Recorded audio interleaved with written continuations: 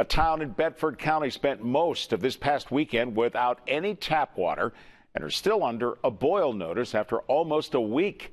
Melanie Gillespie talked to the people in St. Clairsville tonight and has more on just how they're dealing with it. Mel? Marty, this is over 100 households impacted by this. They're now left to conserve water, boil it before cooking with it or drinking it, but say this not only costs them an inconvenience, but money too. Now we got water. You don't know what you have until it's gone. But over the weekend, about 130 households in St. Clairsville, Bedford County, found out what it's like and without any warning. When I went to get water, there was no water. And nobody called us to tell us we didn't have water. Water's there. I mean, it's there all the time until it ain't there, and then you got troubles. You know, I mean, it's a real problem. St. Clairsville Water Company says the biggest problem was a leak in someone's home who wasn't there to notice.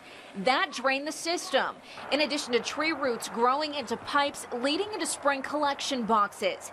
The water company says causing even more leaks, cutting off water supply for days. And it's usually down for only a couple hours.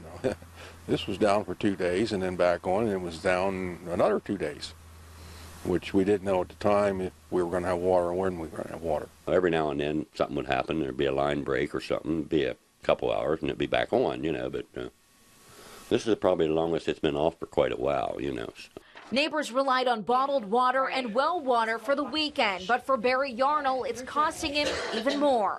He says the lack of water cost his mother's home water heater to break, costing her $750 to replace on a fixed income, and says it could have been prevented with a phone call. The second time we did get a phone call after the fact and said, hey, your water's going to be off, we don't know how long. I said, well, yeah, that's all we needed to do the first time.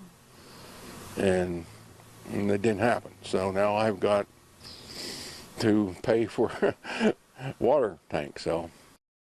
And these folks are still under a boil notice until lab tests come back clean. The water company says it's hoping that will happen by Wednesday night or Thursday morning. People are urged to boil water before cooking with it or drinking with it in the meantime. Reporting live, Melanie Gillespie, 6 News.